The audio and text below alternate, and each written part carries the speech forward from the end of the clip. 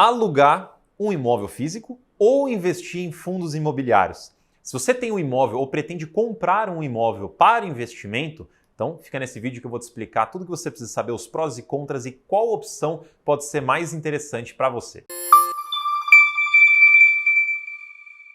Antes da gente começar a nossa comparação direta, eu acho importante mencionar que aqui nesse vídeo eu estou falando de imóvel para investimento. É você comprar um imóvel para alugar para outras pessoas. Não estou falando de comprar uma casa própria ou alugar uma casa própria. Isso é uma decisão que vai além do financeiro. É muito mais pessoal do que financeiro. Então não é isso que vamos falar aqui neste vídeo hoje. Falaremos do investimento em imóveis diretamente ou fundos imobiliários. Começando pelo primeiro aspecto, acessibilidade. O quanto de dinheiro que você precisa para poder investir em um e em outro.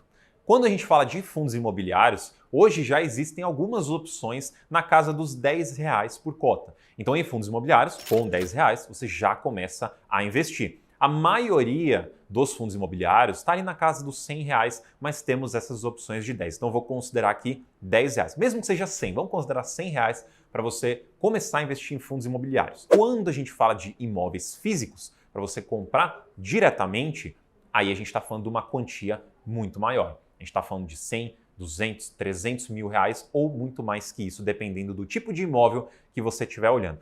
E ou você tem que ter esse dinheiro na mão, na sua conta, para poder comprar o imóvel, ou você vai se endividar, fazer um financiamento para poder comprar esse imóvel. E considerando tudo isso, o ponto vai para fundos imobiliários, porque com menos dinheiro você já começa a conseguir investir. Segunda característica, simplicidade. Qual dos dois é mais simples de você começar a investir, de você usar, de você acompanhar? Quando você tem um imóvel, você vai precisar acompanhar o inquilino. Vai precisar acompanhar se o inquilino está cuidando do imóvel. Se ele não tiver, você vai ter que fazer reparos. Se os impostos estão sendo pagos, se está tudo certo, se o inquilino não está quebrando nenhuma parede que não deveria, se ele está seguindo todas as regras e pagando os aluguéis em dia. Quando você investe em fundos imobiliários, nada disso é responsabilidade sua. Essas mesmas coisas, elas existem, porque ainda há um inquilino, esse inquilino pode fazer coisas certas e erradas ali dentro, mas quem é o responsável por cuidar do investimento, cuidar do imóvel e do inquilino, não é você, é um gestor profissional. Então, o seu trabalho ao investir em fundos imobiliários nada mais é do que selecionar um fundo imobiliário, investir nele e depois acompanhar e reinvestir os seus rendimentos sempre que você receber. É só isso. Você não precisa ficar em cima do imóvel, olhando se o imóvel está bem, olhando como é que está o imóvel, olhando se está tudo certo ali dentro, porque esse não é o seu trabalho.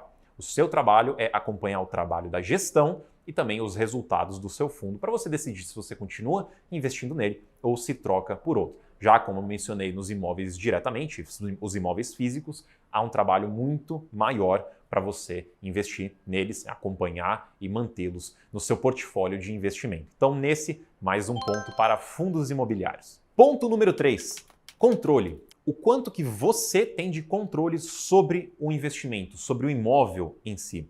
Quando a gente fala de imóveis físicos, a gente está comprando o imóvel para a gente. A gente vai alugar para os outros, mas o imóvel é nosso, está no nosso nome. Eu posso fazer o que eu quiser com esse imóvel. Posso reformar, posso pintar, posso derrubar a parede, posso subir parede, posso construir uma piscina. Eu faço o que eu quiser, porque o imóvel é meu.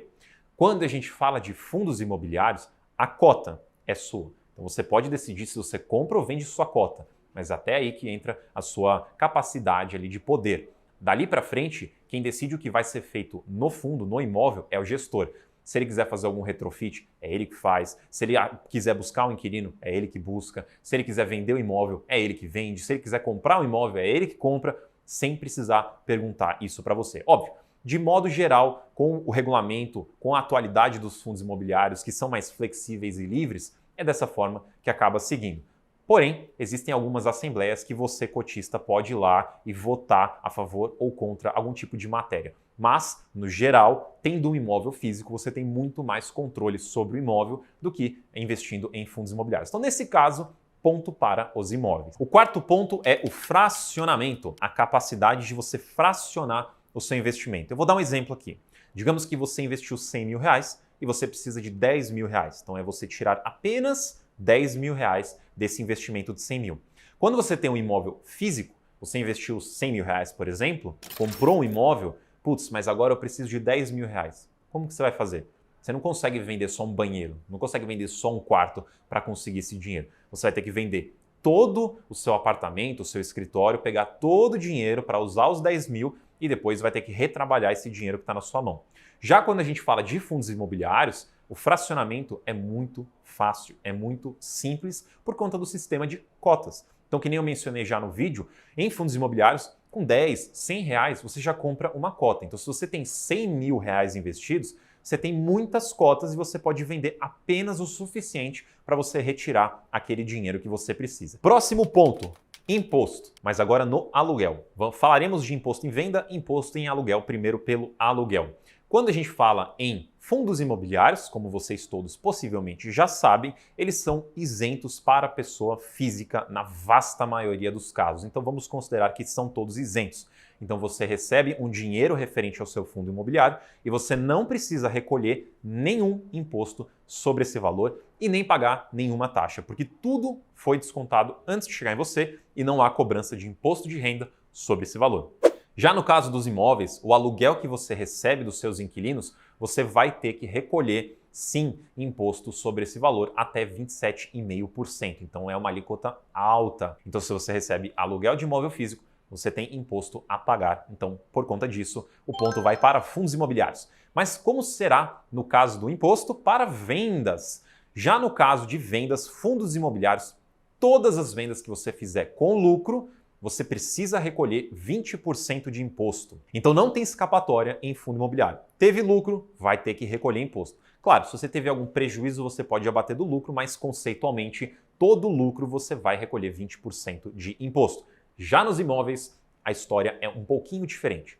Há um imposto, porém ele é de 15% na maioria dos casos. A alíquota vai subindo conforme o valor do imóvel, mas 15% será para a maioria das pessoas por conta do valor do imóvel. Só por isso já é suficiente para a gente dar ponto para os imóveis, mas mesmo assim ainda tem um pouco mais que dá mais vantagem para imóveis. 2 pontos, na verdade. Primeiro é que quando você vender um imóvel e comprar um outro imóvel residencial dentro de 180 dias, você não precisa recolher esse imposto. Então, se você conseguir fazer em 6 meses essa venda e depois uma compra, você está isento de imposto. O segundo ponto é que se você vender o seu único imóvel de até 440 mil reais, você também está isento de imposto, desde que você não tenha vendido algum outro imóvel nos últimos 5 anos. Então existem algumas isenções para vendas de imóveis físicos, o que novamente reforça o ponto para os imóveis nessa categoria. Agora vamos falar de uma coisa que eu tenho certeza que você estava aguardando, o retorno. Qual será que rende mais? E para a gente ter uma ideia dos imóveis, vamos pegar então uma referência, o nosso índice da Fipesap. Olhando nesse gráfico que é referente aos imóveis residenciais, a gente consegue ver que em média, e eu vou arredondar para cima, os imóveis residenciais rendem ali perto de 6% ao ano. Como você pode ver, vai variar de região para região, mas vamos usar uma média e ainda vamos arredondar para cima, 6% ao ano. Como você pode ver nessa outra tabela, que é de imóveis comerciais, também vamos usar a média e também vamos arredondar para cima e também teremos ali aproximadamente 6% ao ano. Agora, se a gente for olhar os fundos imobiliários, pelo menos no patamar atual, você facilmente consegue fundos imobiliários de tijolos, que são aqueles que investem em imóveis físicos, que rendem em um ano 9% até 10%. E quando a gente fala de fundos de papel, você também tem opções que rendem 12%, 13%, 14% ao ano também. E se você juntar as duas coisas em uma carteira balanceada, você consegue ter um meio termo ali entre esses valores. Então, independente do caso, é superior aos 6% ao ano, portanto, o retorno ele é superior para a maioria dos investidores em fundos imobiliários, então ponto para fundos imobiliários. Mas eu vou fazer uma observação aqui. Eu estou falando com a maioria, e a maioria não é especialista no mercado imobiliário, não é especialista em detectar oportunidades para comprar imóveis físicos e conseguir altos retornos, porque é possível. É possível sim você investir em imóveis físicos e ter um retorno muito superior ao dos fundos imobiliários. Mas você precisa ter muito conhecimento, ser um especialista e você vai acabar tomando mais risco para conseguir um retorno mais alto. Você participar de leilões, comprar imóveis muito abaixo do mercado, reformar imóveis, depois vender, são estratégias que podem render um retorno maior do que fundos imobiliários. Mas essa é a minoria das pessoas que conseguem fazer isso. Então, como eu não estou falando com a minoria, mas sim com a maioria, eu vou dar o ponto para os fundos imobiliários. Eles vão dar um retorno mais atrativo, principalmente no longo prazo, do que investimento direto em imóveis. Próximo ponto, esse aqui é bem simples, liquidez. É a capacidade de você tornar o seu dinheiro em investimento e seu investimento em dinheiro. Fundos imobiliários, 2 dias úteis, você tem o seu dinheiro debitado e creditado na sua conta, né? Debitado quando você compra, creditado quando você vende. Então, 2 dias úteis é o tempo que você demora para receber o seu dinheiro. Já em imóveis, a história é outra. Você precisa encontrar um comprador do seu imóvel, negociar um preço, que depois vocês vão acordar a forma de pagamento, que você vai demorar certo tempo para conseguir. Sabe lá quanto tempo de fato vai demorar para você receber esse dinheiro. Então eu não consigo nem te dar um tempo preciso, porque vai variar de caso a caso o quanto fácil ou difícil é para você encontrar um comprador para o seu imóvel. Já nos fundos imobiliários, como eles são bem mais líquidos, você consegue fazer negociações todos os dias e demora 2 dias para o dinheiro cair na sua conta. Então, ponto para os fundos imobiliários. Próximo ponto, taxas. Em fundos imobiliários, você precisa pagar, e é automático isso, uma taxa de administração e às vezes de performance por investir em um fundo imobiliário. Todo fundo imobiliário tem taxa de administração, alguns têm taxa de performance. Como eu mencionei nesse vídeo, essa taxa já é cobrada antes de você receber seus rendimentos, então isso tudo é feito de forma automática para você. Então existe uma taxa que é cobrada sobre o tamanho do fundo. Já no imóvel, e aqui vou dar 2 cenários, se você comprar o imóvel e você cuidar de tudo, você não tem uma taxa para pagar. E de novo, eu não estou falando sobre impostos, estou falando sobre algum tipo de taxa ou serviço. Você não vai ter nada para você pagar desde que você faça tudo.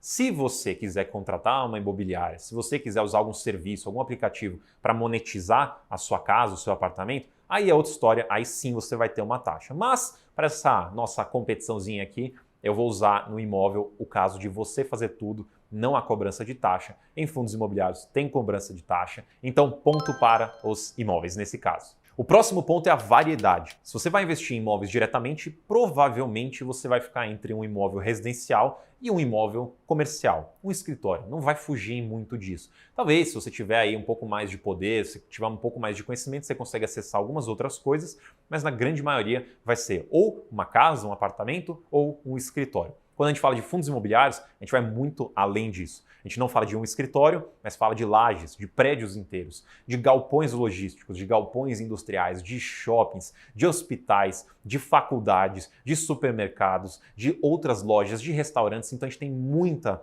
opção dentro de fundos imobiliários. Inclusive, você consegue diversificar muito mais fácil, com muito menos dinheiro dentro de fundos imobiliários do que com imóveis. Então, a variedade, a capacidade de diversificar, a capacidade de você ter mais coisa com menos dinheiro é muito maior em fundos imobiliários. Eu deveria dar uns 3 pontos agora para fundos imobiliários, mas eu vou ser justo aqui, é só um ponto a mais para fundos imobiliários.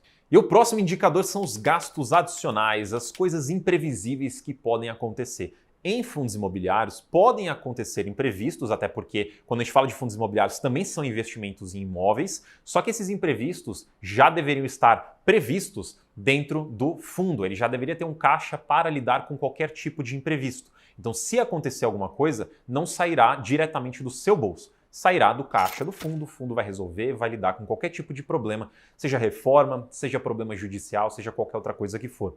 Agora, se você tem um imóvel, qualquer tipo de problema, reforma, se tiver que atualizar, consertar, qualquer problema judicial, colocar o inquilino na justiça, tudo isso vai sair do seu bolso. Então os gastos adicionais são maiores nos imóveis, portanto, ponto para os fundos imobiliários. Então a pontuação, resultado dessa disputa foi 9 para fundos imobiliários contra 3 para imóveis. Então, como a gente sempre fala por aqui, investimento em imóveis através de fundos imobiliários é muito mais eficiente, cômodo, simples e seguro do que investimento em imóveis. Então, se você quer aprender a investir em fundos imobiliários, eu vou deixar aqui de graça para vocês o material para vocês aprenderem mais como esse investimento funciona. Deixa aqui no comentário se eu esqueci algum ponto que eu deveria ter avaliado e se você concorda com a pontuação final desse vídeo. Não se esquece de se inscrever no canal, deixe seu like e até o próximo vídeo.